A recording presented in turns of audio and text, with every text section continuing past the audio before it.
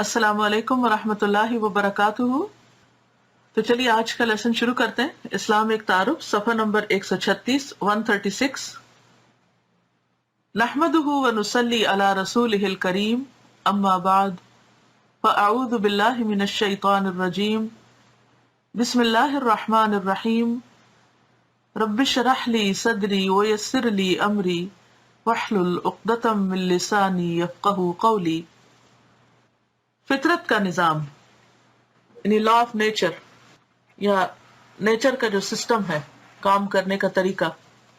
फितरत का निज़ाम बेउजरत नफा बख्शी के उसूल पर कायम है। बेउजरत यानी बगैर किसी सिले के, बगैर किसी उजरत के, बगैर किसी मुआवजे के। इस दुनिया में हर चीज दूसरों को फायदा पहुंचा रही है, बगैर इसके कि वो दूसरों से उसकी कोई कीमत वसूल करे, बगैर इसके कि वो दूसरों के ऊपर इसका कोई इजहार करे यानी एहसान जताए। यहां फराइज की अंजाम दही है मगर हुकूक का कोई मुतालबा नहीं, यानी हर एक अपना काम कर रहा है लेकिन हक नहीं मांग रहा। यहां दूसरों की रियायत करना है मगर अपनी बड़ाई का कोई मुजाहरा नहीं, यानी दूसरों का ख्याल रखना है लेकिन बगैर किसी बड़ाई जताए और रियाकारी किए और दिखावा या धौंस जमाए। और इसकी मिसालें अब क्या देते हैं कि सूरज सारी दुनिया को मुसलसल रोशनी और हरारत दे रहा है, मगर उसकी ये तमाम खिदमत मुकम्मल तौर पर एक तरफा है, ना कि दो तरफा, यानी आपसे कुछ भी वसूल नहीं कर रहा। अगर हम देखें तो हम में से कब किसने सूरज को कुछ दिया है? कभी भी नहीं, सोचा भी नहीं, ख्याल भी नहीं आया। हवा जमीन के हर गोशे में हर लम्हा ऑक्सीजन सप्लाई कर रही है, यानी हम कहीं भी चले जाएं वहां हमें फ्री में ऑक्सीजन मिल जाती है, जिसकी वजह से हम सांस ले सकते हैं और हम जिंदा हैं। हमें से कभी किसी ने ऑक्सीजन को कुछ भी नहीं दिया, वापस पलटकर शुक्रिया तक नहीं कहा, और ना हमसे इसका मुतालबा किया गया है कि हम ऑक्सीजन का शुक्रिया अदा करें। हालांकि ऑक्सीजन क्या है जिस पर जिंदगियों का इन्हिसार है, मगर उसने अपना कभी कोई बिल पेश नहीं किया। पानी का निजाम आलमी सतह पर कायम है जिसके बगैर जिंदगी का वजूद मुमकिन नहीं, मगर ये सब कुछ किसी मुआवजे के बगैर हो रहा है। यानी बारिश जो बरसती है, बादल जो आते हैं, तो बादलों के लाने में, उसकी ट्रांसपोर्टेशन में, फिर उनको बरसाने में जितनी भी कुव्वतें काम कर रही हैं, उनमें से किसी को आपने कभी भी कुछ नहीं दिया और ना ही कभी उसकी जरूरत महसूस की। दरख्त साया और फूल और फल देते हैं मगर वो उसकी कोई कीमत नहीं मांगते। जमीन हर किस्म की मुफीद फसल उगाती है जो इंसान और हैवान के लिए जीने का सहारा है, मगर जमीन अपना ये सारा काम खिदमत गुजारी के उसूल पे करती है, ना कि उजरत तलबी के उसूल पर। यानी जमीन हमारे लिए खिदमतगार है, हमसे कुछ नहीं लेती, कुछ नहीं मांगती कि हम उसको कुछ पे करें या उसकी तारीफ करें या उसको कोई फायदा पहुंचाएं। चिड़िया हमारी फजाओं में हर वक्त पुरकशिश नगमे बखेर रही हैं, मगर वो हमसे किसी तारीफ और सताइश की उम्मीद नहीं रखती। वो अपना गाना गाती हैं और उड़कर कहीं और चली जाती हैं। कभी उन्होंने पीछे पलट कर भी नहीं देखा कि अच्छा मुझे किसी ने देखा है कि नहीं, मेरा नगमा सुना है कि नहीं, मेरी तारीफ की है या नहीं। और ना वो इस इंतजार में बैठी रहती है कि अच्छा हमने इनके लिए गाना गाया तो अब हमारी ये तारीफ करें, जैसे आमतौर पर दुनिया के सिंगर करते हैं कि अगर उन्हें कोई पेमेंट ना करे, कोई उनकी वाह वाह ना करे तो वो गा भी ना सके, गाना ही छोड़ दे। इंसान भी इसी आलम फितरत का एक हिस्सा है, यानी जिस तरह बाकी मखलूकात है, हम भी एक अल्लाह की मखलूक है। इंसान को भी वही तरीका इख्तियार करना है जो बकिया दुनिया की तमाम चीजें वसी पैमाने पर इख्तियार किए हुए हैं। जो बकिया यानी बाकी दुनिया की तमाम चीजें, किसी भी चीज की तरफ आप देखें, सितारे सैयारे देखें, मुख्तलिफ किस्म के जो अल्लाह ने चीजें पैदा की हैं, दरिया हैं, नहरें हैं, दरख्त हैं, जानवर हैं, इनमें जितनी भी चीजें हैं, یہ ساری کی ساری اسی طریقے کو اختیار کیے ہوئے ہیں. زندگی کا کوئی بھی دوسرا طریقہ اس دنیا میں نہ ممکن ہے اور نہ مطلوب. انسان ایک سماجی حیوان ہے. وہ ہمیشہ بہت سے لوگوں کے درمیان رہتا ہے. بار بار اس کا سابقہ یعنی واسطہ دوسرے انسانوں سے پڑتا ہے. اب انسان کے لیے صحیح اور فطری طریقہ صرف یہ ہے کہ جب بھی اس کا سابقہ دوسرے انسانوں سے پیش آئے تو ہر ایک کو دوسرے سے کچھ نہ کچھ فائدہ پہنچے. یعنی یہ بڑا اہم ہے. یہی اصل میں اس کا سبق ہے کہ جب بھی آپ کسی کو ملے یا کوئی آپ سے ملنے آئے تو دونوں ہی ایک دوسرے کو کوئی نہ کوئی فائدہ پہنچائیں.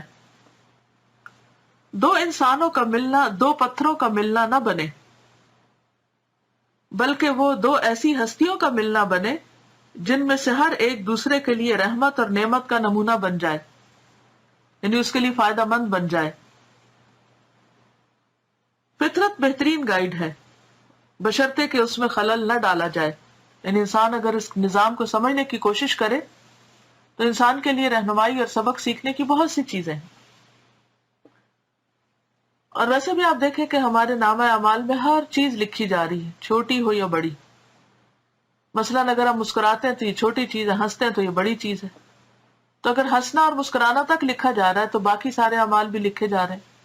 اب دیکھا یہ جائے گا کہ وہ عمل ہم نے کس وجہ سے کیے، کیا کسی لالچ میں، کسی خاص مقصد کے تحت یا کسی خاص غرض سے، یا پھر یہ کہ اللہ کی رضا کے لیے. تو دنیا میں ہر چیز اللہ کے حکم کی تابع ہے اور اللہ کی اطاعت گزار ہے، فرما بردار ہے. جس کام پہ اللہ نے اس کو لگایا وہ لگی ہوئی ہے. یہی طریقہ انسان کے لیے بھی درست ہے کہ وہ اللہ کی رضا کے لیے چلتا رہے. جیسے شہد کی مکھی چل رہی ہے، فصل کی سبل ربک ذللا، کہ اللہ کے مقرر کردہ راستوں پر چلتی چلی جا. صبح سویرے وہ مکھیاں اٹھتی ہیں اور ہزاروں میل کا سفر آنے اور جانے میں اپنے چھتے سے لے کر پھولوں تک اور پھولوں سے واپسی تک طے کرتی ہیں، اور پھر انسانوں کے لیے نفع مند چیز یعنی شہد تیار کرتی ہیں جس میں اللہ تعالیٰ نے فرمایا کہ شفا ہے.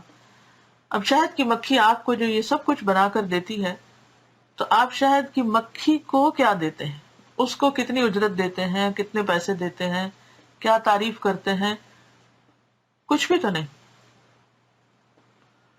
تو یہ بے حد ضروری ہے کہ ہم بھی بے لوث خدمت کریں، بے غرض ہو جائیں اور دوسروں کے لیے فائدہ مند بن جائیں.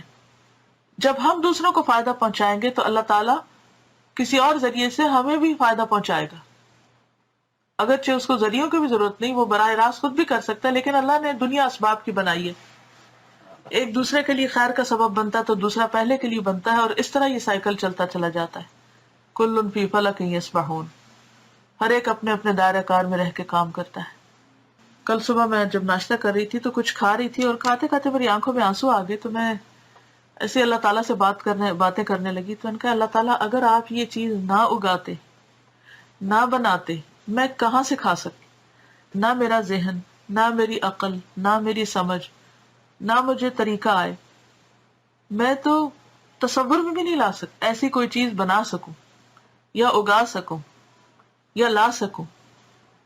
یہ جو کچھ اس میں اس کو جو آپ بنایا وہ آپ ہی نے بنایا.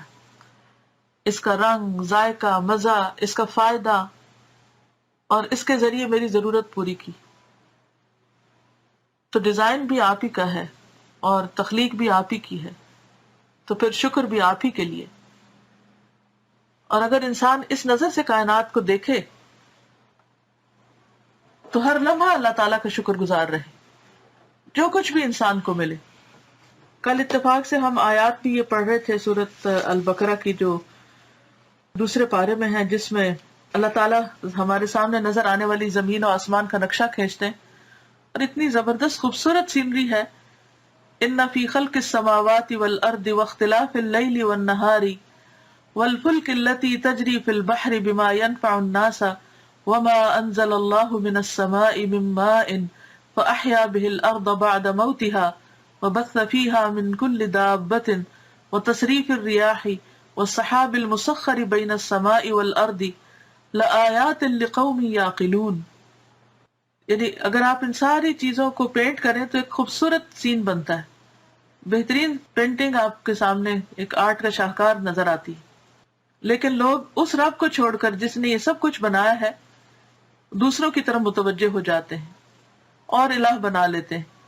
وَمِنَ النَّاسِ مَن يَتَّخِذُ مِن دُونِ اللَّهِ أَندَادًا يُحِبُّونَهُمْ كَحُبِّ اللَّهِ وَالَّذِينَ آمَنُوا أَشَدُّ حُبًّا لِلَّهِ. یہ ہے ایمان والوں کی پہچان کہ وہ اللہ کی محبت میں سب سے زیادہ شدید ہوتے ہیں.